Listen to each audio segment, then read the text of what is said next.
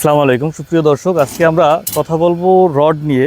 আসলে আপনারা কী রড ব্যবহার করতেছেন আপনাদের ভবনের, সেই বিষয়টা অবশ্যই খেয়াল রাখবেন ভালোভাবে। যেমন আমাদের কিছু ব্র্যান্ডের রড আছে, যেই রডগুলো ব্যবহার করলে আপনার ভবন স্থায়িত্বে সুদীর্ঘ থাকবে, সেই ব্যাপারটা ক্লিয়ারলি খেয়াল রাখবেন। আমি যেমন আপনাকে দেখাচ্ছি, এই রডের কোম্পানির নাম না বলতেছি। তো এইখানে যে রডটা করা হয়েছে, এটা যখন চুরি বাঁকানো হয়েছে তখন কিন্তু এটা চিরফাট দিয়েছে এটা। তো এটার যে সহ্য ক্ষমতা, এটা কিন্তু ক্র্যাক করছে, এটা ফেল করছে।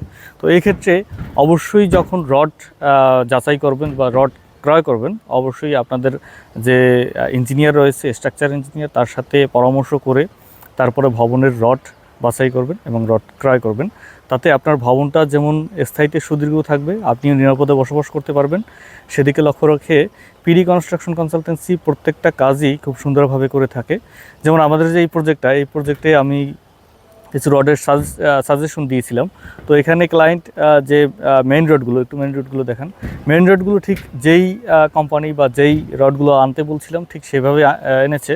তো এখানে হচ্ছে চুরির যে রডগুলো বা স্টিরাপের যে রডগুলো, এই রডগুলো একটু নর্মাল কোয়ালিটি এনেছে।